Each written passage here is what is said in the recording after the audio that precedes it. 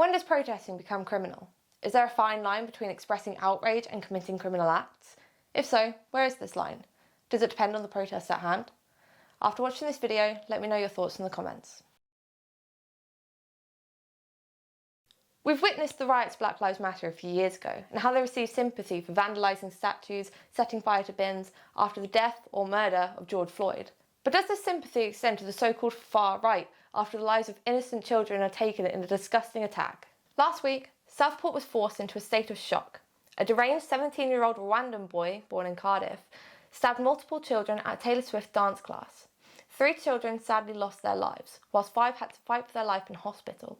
The ones who did survive not only have to live with the physical effects, but the mental and emotional trauma impacting them possibly for the rest of their lives. Due to his age, the perpetrator couldn't legally be named. However, the restrictions have been lifted. Axel Mugunwa Rudakabana. The next day, a vigil was organised to remember and honour the poor lives that were lost. 6-year-old Babe King, 7-year-old Elsie Stancombe, and 9-year-old Alice Agware. The victims were named before the attacker. A brown man arrived at this vigil armed with a knife and was arrested. This inflamed further outrage to the public, and a riot ensued.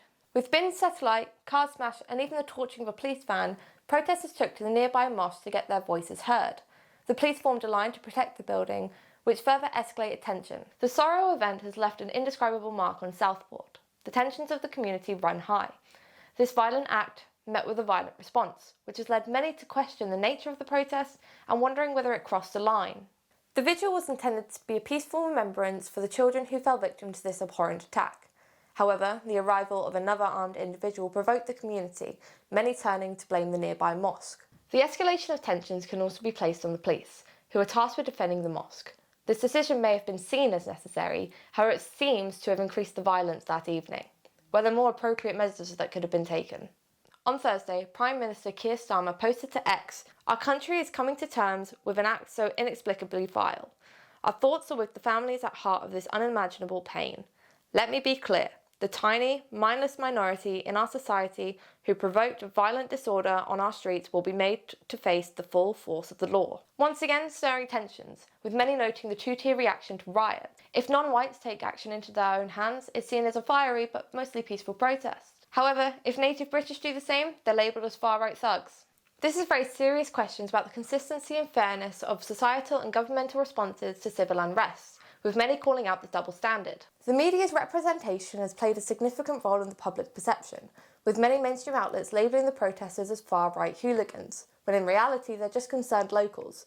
They have just discovered, in the harshest of ways, that their children are under threat. It was not only the biased mainstream, however, that was responsible for swaying the public. A politically right outlet released that 17-year-old Ali Al-Shikati from Liverpool was arrested in connection to the stabbings.